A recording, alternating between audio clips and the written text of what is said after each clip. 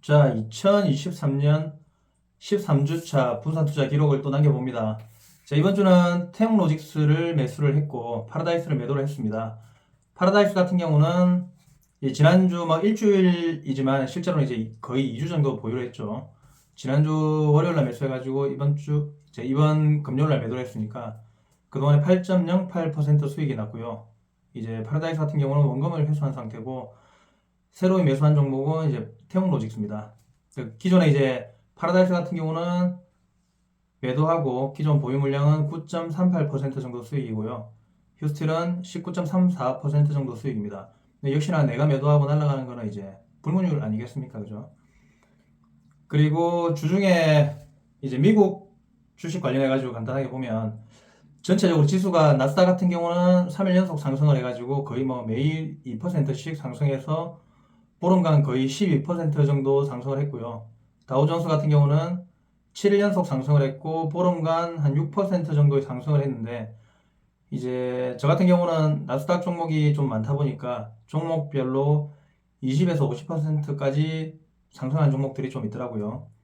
미국 같은 경우는 이제 지금 대부분의 종목들이 단기의 박스권을 돌파를 한 상태고 장기 이평선 위로 크게 슈팅이 지금 나온 상태입니다.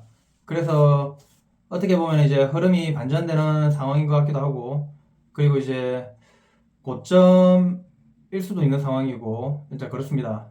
저 같은 경우는 이제 환율이 1,300원을 넘어서 추가로 이제 매수를 하지는 않고 있었던 상황이고요.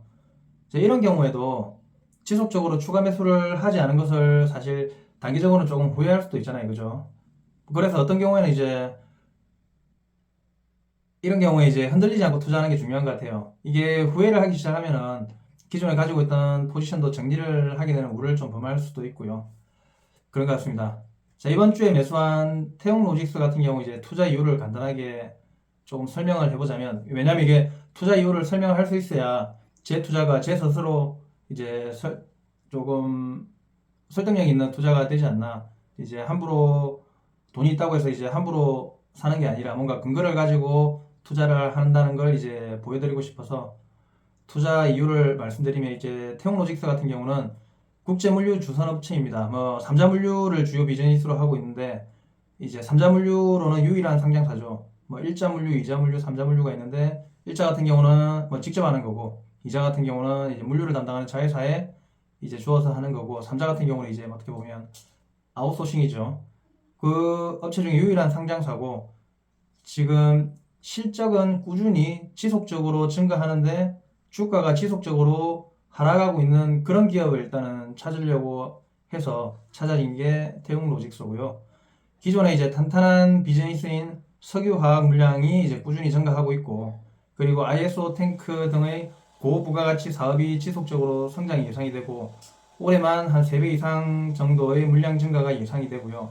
특히 최근에는 이제 전해액이라든지 그런 2차 전지 시설 물류 서비스 증가가 특히 눈에 띄어가지고 이제 최근에 많이 급등하고 있는 2차 전지에도 조금 심리적으로 영향을 좀 받을 수 있지 않을까 해서 선택을 하게 됐습니다. 태용 로직스 같은 경우는 조금만 더 자세히 보면은 이제 설립은 1996년 1월 20일에 됐네요. 이제 한 27년 정도의 업력을 가지고 있고 그리고 상장은 2019년 12월 10일 했습니다. 상장한 지는 이제 한 3년 조금 넘었죠. 그리고 현재 시가총액은 한 1,700억 정도. 그리고 대주주나 임원의 지분율이 한 44% 정도 되고 있습니다.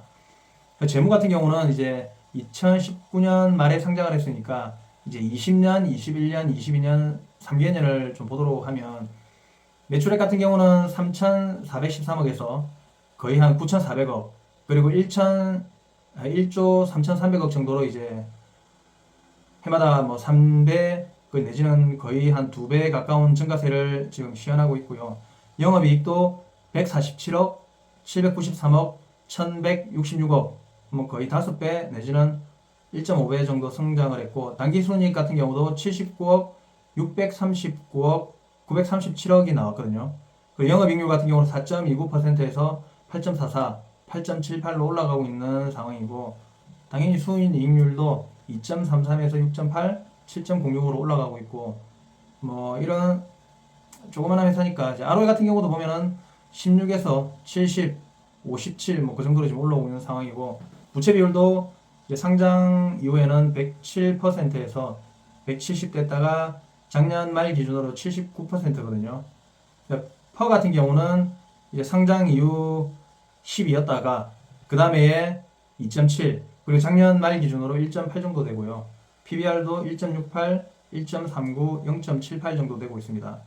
그리고 주당 배당금도 이제 상장 이후 그 다음에 이제 25원에서 2021년에 51원 그리고 작년에는 150원. 뭐 일단은 3개년만 놓고 봤을 때는 확실히 좀 성장한다는 게 수치적으로는 일단 좀 보이지 않습니까? 그죠?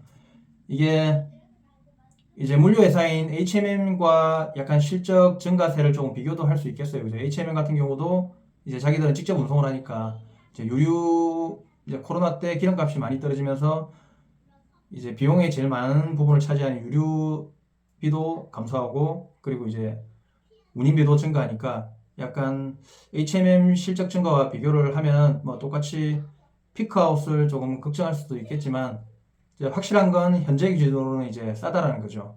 이제 그래서 태웅로직스라는 회사를 선택을 하게 되었습니다.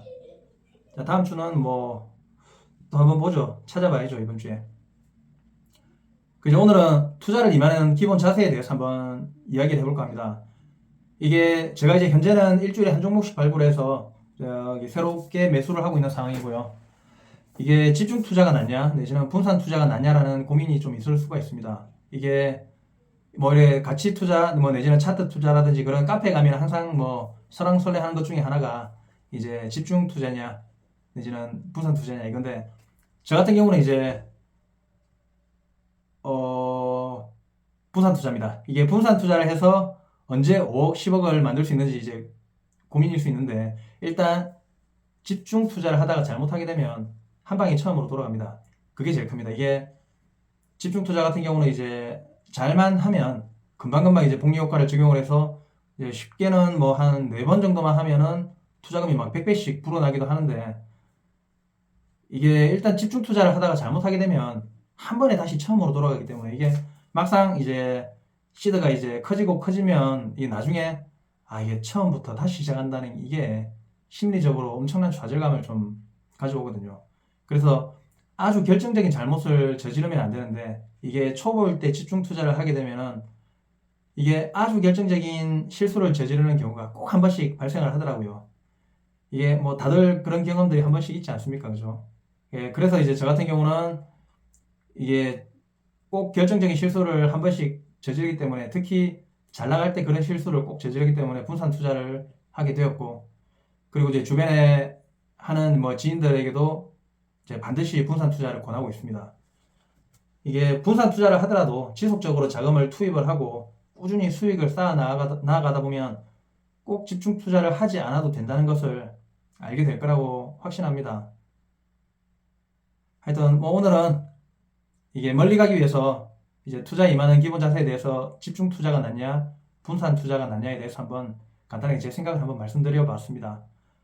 제 이야기가 마음에 드셨다면 구독 좀 부탁드립니다. 구독은 제가 제 이야기를 이어가는데 큰 힘이 됩니다. 오늘도 제 이야기 들으셔가지고 감사합니다.